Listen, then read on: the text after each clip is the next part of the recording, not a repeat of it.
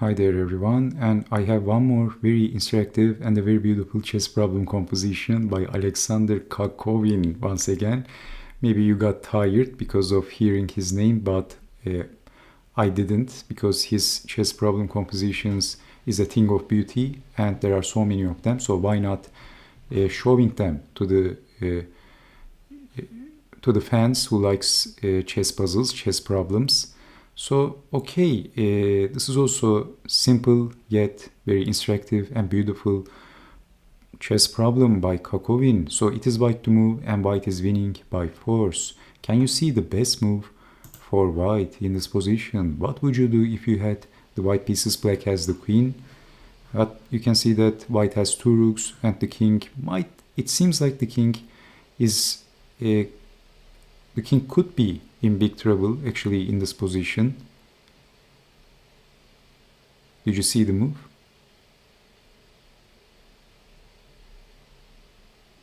Okay, rook to c5, that's check, sacrificing the rook. Queen takes on c5, but if king to d6, then rook check, moving the king and then check, king to f7, and rook to h7 should be winning very easily. Let's check, and this is a nasty skewer. So the first move was rook to c5 and queen takes on c5, and you can see that there is rook to h5 check. So this is the only sensible move because it was a skewer, and after rook takes queen, king takes, but black is going to have a passed pawn.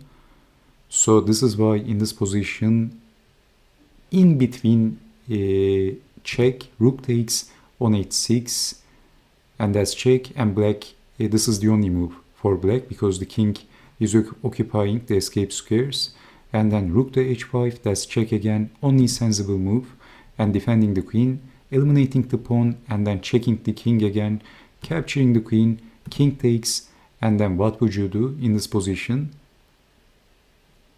White has a very important move. It looks like the king is going to collect the pawns, and then the bishop is going to defend on a7, and this game is going to be a draw because black is not going to be able to checkmate the white king with only one bishop, but black is going to collect the pawns and win the game. So what would you do? King to c7 is the move. Can you see the reason? So threatening to push the pawn, bishop takes, bishop comes for the rescue, and then very obvious move, a6, white has to push this pawn.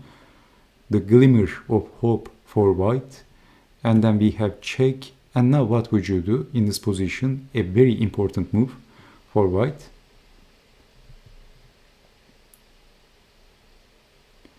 If you said king to b7, actually that is losing because white is in Zugzwang after bishop to b6. Because if you move the pawn, bishop takes pawn, king takes bishop, and then king takes pawn, black, it is going to be a draw. So it's Zugzwang for not winning this chess game.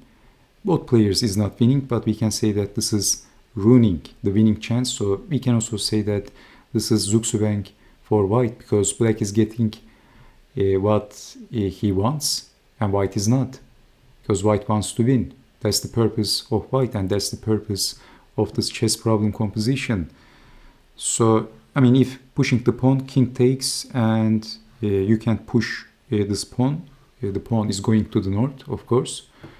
And if moving the king, king takes pawn, and this bishop is going to stay on b6, guarding on a7. And if king goes up, you can defend the bishop, and you can never push this pawn, because if you push, bishop takes pawn. So the move was, I talked too much, sorry.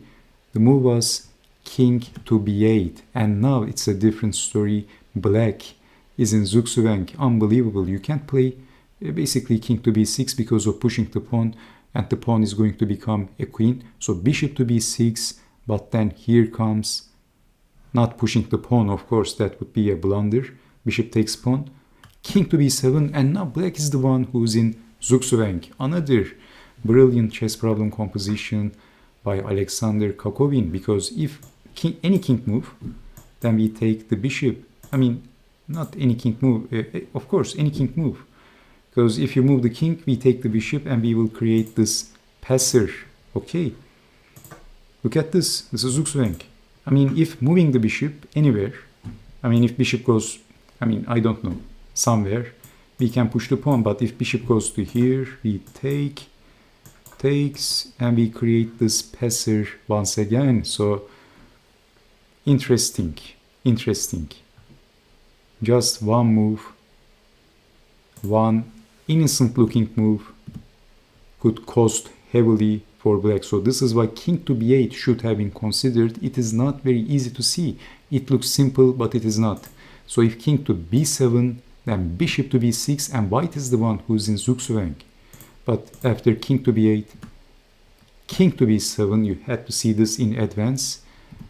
And then this is a different story. Okay, not so easy actually. It looks simple, but it's not. It's tricky. So thank you so much for watching, and I hope to see you next time. Take care and bye bye.